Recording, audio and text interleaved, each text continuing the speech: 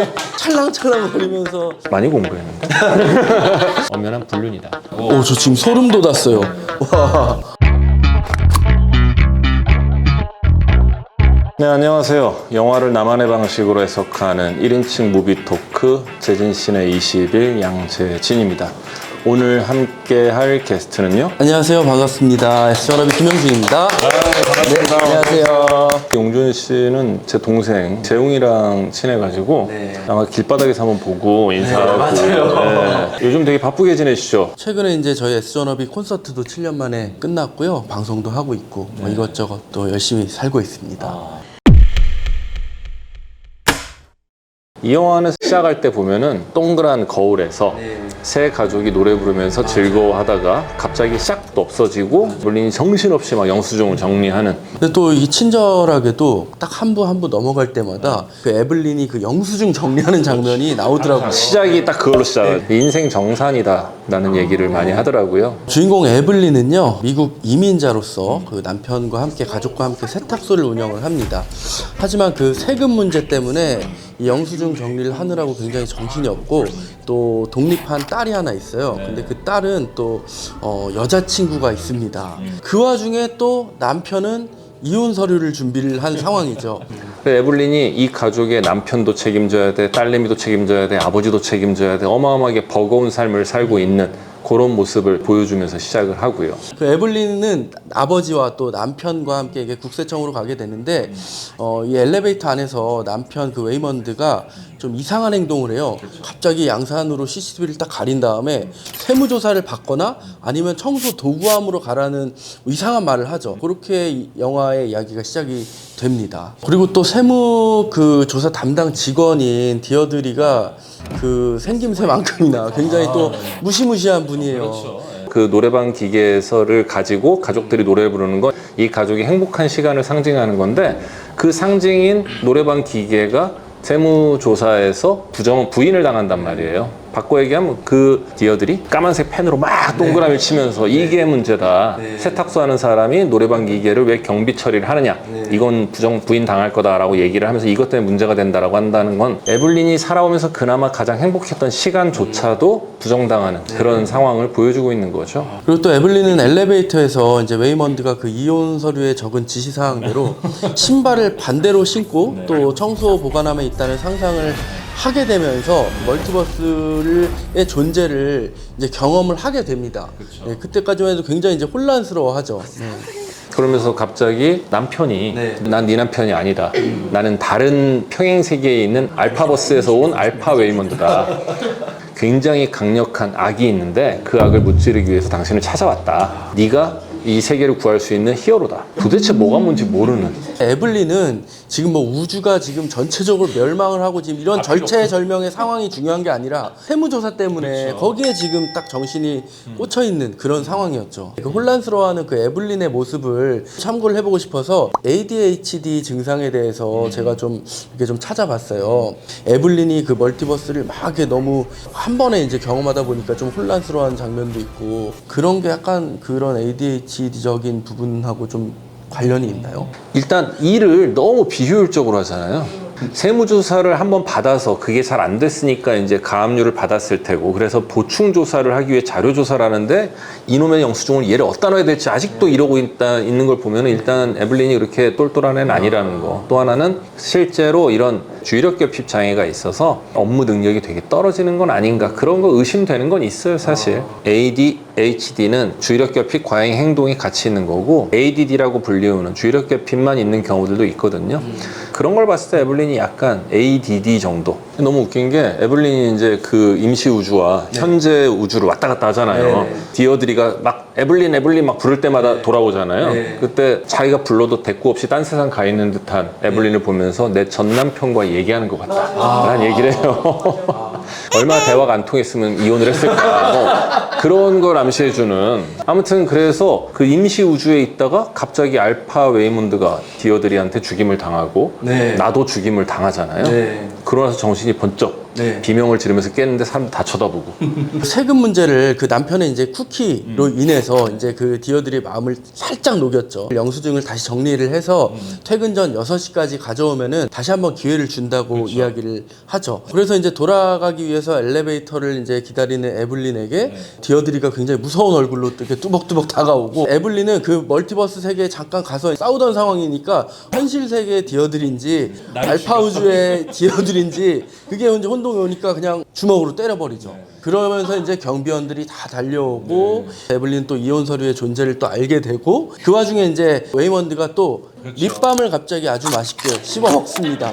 그러더니 갑자기 다른 웨이먼드로 변신을 해서 힙색으로 경비원들을 다 이제 무찌르죠. 네. 여기까지는 에블린만 혼란스러운 게 아니에요. 관객도 다 같이 혼란스러워. 도대체 이게 뭔 상황이야. 결국에는 이제 그 경비원을 웨이먼드가 무찌르고 피해서 이제 몰래 대피를 한 뒤에야 이제 에블린은 이 상황에 대해서 설명을 듣게 됩니다. 그러니까 알파버스라는 다른 평행 우주에선 그 에블린이 어마어마하게 뛰어난 능력자였고 버스 점프라는 걸 처음 개발을 했고, 조브 투파키가 버스 점프의 능력을 가진 걸 알고 한계까지 몰아붙였다가 결국 조브 투파키의 정신이 붕괴가 되고 빌런으로 흑화되면서 모든 우주에 에블린을 죽이고 다닌다, 뭐 이런 내용을 얘기를 해주죠. 이런 설명을 에블린이 듣는 와중에 디어드리가 다시 공격을 해오기 때문에 다른 세계에 있는 무술을 연마한 그 에블린의 능력을 버스 점프를 해야 되는데, 그 방법이 또 굉장히 특이합니다. 디어드리에게 진실한 사랑 고백을 해야지 이게 멀티 점프가 되는 거예요. 사실 이 이전에 되게 중요한 사인이 알파에서 넘어온 그 디어드리가 현실 세계 디어드리의 몸에 빙의한 다음에 그 원이 그려진 종이를 머리에다가 스테플러로 박아버리면서 그러더니 이제 막 레슬링 선수로 변신해가지고 쫓아온단 말이에요. 그 과정에서 에블린이 액션 배우로 성공한 능력을 가져와서 버스 점프를 성공해서 그 디어드리를 무찌르는. 근데 사실 그쪽으로 넘어갔을 때 쿵푸의 달인이 된 에블린이 왜 그렇게 됐는지를 직접 보게 되잖아요. 네네. 그때 남편을 따라서 미국에 가지 않았고 네. 쿵푸 달인을 만나서 그분에게 무술을 배웠고 이제는 액션 배우로 성공해서 어마어마한 사람이 돼 있고 뭐 이런 것들. 그러고 나서 에블린이 현실로 돌아온 다음에 현실 세계의 웨이먼드를 보자마자 하는 얘기가, 나는 당신이 없는 내 삶을 봤다. 그래서 그때 너를 안 따라갔어야 되는데 당신 안 따라간 나는 너무 화려한 세계에 살고 있더라 라는 얘기를 하죠. 그렇게 각박한 환경에 처해 있다가 그런 본인의 모습을 보면은, 그러니까 누구라도 그런 생각은 한 번쯤 할 수 있을 것 같아요. 그때 엘리베이터에 조브 투바키가 나타납니다. 그 조브는 버스 점프로 모습을 계속 바꿔가요. 현란하죠. 경찰과 경비원들을 막 죽이고, 에블린은 그게 이제 다른 우주의 조이라는 거를 결국에 알게 됩니다. 전 우주를 멸망시킨 악당이 사실은 내 딸이구나라는 걸 그때 처음 알게 되죠. 그래서 이제 그 조브를 상대하려고 버스 점프를 하지만 그 인류의 손이 모두 핫도그로 진화한 그런 또 평행 우주로 가게 돼요.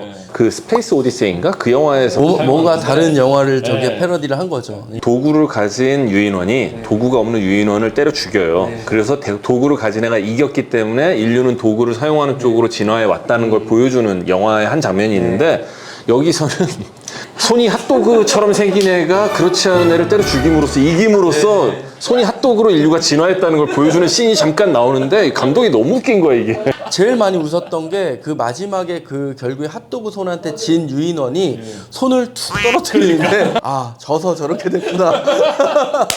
거기서는 그 세무 직원 디어드리와 연인 사이로 살고 있습니다. 디어드리가 삐지면 어머 하는데 이제 손가락이 막 찰랑찰랑 거리면서 굉장히 또 재미있는 그런 세계에 가요. 또 버스 점프에서 이제 돌아온 이제 에블린에게 또 조이는 자신이 만든 그 에브리띵 베이글을 보여주게 됩니다. 알파 세계에서의 알파 에블린이 자기를 한계까지 몰아넣으면서 모든 세계의 모든 경험을 하고 나니까 나라는 베이글 안에 모든 걸 다 때려놔 버렸더니 결국에 남는 건 공이더라. 이 허무주의에 빠지게 되죠. 베이글로 이제 상징화돼 있지만 사실은 선불교 쪽에서 얘기하는 공. 그거를 뜻하게 되는. 엔조라고 하더라고요. 예. 많이 공부했는데. 저는 그 이 에브리띵 베이글을 딱 보고 나서 처음에 이제 가족들의 행복한 모습을 투영시켜주는 동그란 거울. 거울도 동그라미고 그 세무 직원이 영수증에 요것 때문에 잘못됐어요 한 것도 동그라미고 그 웨이먼드가 주는 쿠키도 굉장히 동그랗고 가운데 땅콩이 딱 박혀 있어요. 알파 우주 온 사람들 다 이 원을 붙이고 있었잖아요. 그 베이글 딱 보면서 아 이게 그런 의미구나라는 생각을 하게 되더라고요. 결국에는 에블린 역시 그 베이글에 이제 홀릴 뻔합니다. 눈이 까매지죠 이렇게. 그때 이제 여기서 에블린의 아버지가 나타납니다. 항상 휠체어를 타고 다니셨는데 갑자기 일어나서 이제 막 걸어 다니시고 하거든요. 아버지가 나타나서 이 조이를 죽이라고 말을 해요. 하지만 에블린은 조이를 죽이지 않고 이 알파 아버지는 에블린 역시 조부처럼 변하기 전에 죽여야 된다면서 자신의 군대를 버스 점프를 시키게 되죠. 결국에는 아버지가 데려온 군대를 다 쓰러뜨리죠. 네, 다 제압을 하고 이제 에블린도 어느 정도 이제 버스 점프에 익숙해졌고 또 이제 조부 투바키와 싸울 준비를 하지만 너무 멀티버스를 많이 한 탓에 부작용으로 이제 정신이 좀 분열되고 쓰러집니다. 그 순간에 갑자기 크레딧이 올라와요. 여기서 다 놀라죠. 깜짝 놀랐죠. 뭐야? 사실 알고 봤더니 배우인 네. 다른 세계의 에블린이 참석한 시사회 속에서 영화가 끝나서 그 올라오는 크레딧이었던 거죠. 2부 에브리웨어가 시작이 됩니다. 영수증 정산을 다시 해요. 6시까지 이걸 해야 되는데 이 와중에 또 아버지 환영 파티를 또 해야 돼. 그런 와중에 조이를 보자마자 너 네 안에 조부가 있는 거 안다. 너 빨리 드러내라. 그랬더니 엄마 왜 그래 하던 애가 갑자기 고개를 삑 삐딱하게 꺾더니 조부가 그 안에 등장하죠. 엄마한테 얘기를 해요. 나 사실 이거 세상 파괴하려고 만든 게 아니라 나를 소멸시키려고 만든 거다. 모든 우주에 있는 에블린 중에서 제일 최악의 에블린인 당신은 나를 이해해 줄 거 아니냐. 근데 사실 이미 에블린은 거의 한계치에 다다라 있었거든요. 그래서 결국 허무주의에 빠진 조부처럼 에블린도 다 포기하게 되면서 블랙홀로 들어가려고 하는데 거기서 남편이 어떤 얘기를 하죠? 다들 싸움을 멈춰라. 그리고 좀 다정함을 좀 보여달라라는 말을 하죠. 결국에는 이제 무능력한 남편이라고 생각을 했지만 그럼에도 자신에게 행복을 안겨준 남편이고 그런 생각을 한번 돌아보는 시간을 에블린이 갖게 되죠. 허무주의에 빠질 뻔한 에블린이 가장 인생에 도움 안 된다고 생각했던 남편의 조언을 통해서 다정함을 배우고 딸을 구해내는 그런 내용이 되는 거죠. 저는 이 영화에서 인상 깊었던 게 에블린 같은 경우는 처음에 이제 굉장히 서툰 모습들을 보여줘요. 그 모습이 지금 요즘에 이제 이런 뭐 인터넷을 이용하는 거나 뭐 이런 뭐 휴대폰 이용하는 거 이렇게 부모님들이 처음에 서툴러 하시듯이 그런 모습을 좀 투영시킨 것 같고 조부 투바키 같은 경우는 본인이 이제 막 다중우주로 막 이렇게 넘어가고 할 때 고개만 이렇게 까딱까딱 해요. 쇼츠나 이런 거 넘길 때 이렇게 그냥 이렇게 휙휙휙 넘기잖아요. 야, 그런 장면들을 조금 이제 감독이 의도하지 않았나 이런 생각도 들더라고요. 이 밀레니엄 세대가 너무 많은 정보의 홍수 속에서 그리고 타인의 삶을 엿보면서 살다 보니까 내가 지금 눈앞에 있는 거 하면 뭐하나 저 사람은 저러고 사는 건데 어떻게 보면 굉장히 허무주의에 가까워지는 그런 생각들을 가지는 것을 경계하는 그래서 궁극적으로 매 순간순간에 행복하라라는 메시지가 또 나오거든요 영화에. 아마 이 메시지를 밀레니엄 세대들한테 주고 싶었던 건 아닌가 싶어요. 이제 3부 드디어 All at Once죠. 결국에는 이 영화의 끝은 해피엔딩입니다. 블랙홀에서 이제 딸을 구해내고 함께 세무조사를 받으면서 이제 모든 게 이제 순조롭게 다 정리가 되고 그러면서 이제 영화가 끝이 납니다. 펼쳐보겠습니다. 에블린이 알파 웨이먼드와 사랑에 빠진다면 불륜일까? 정신적인 불륜이라고 생각합니다.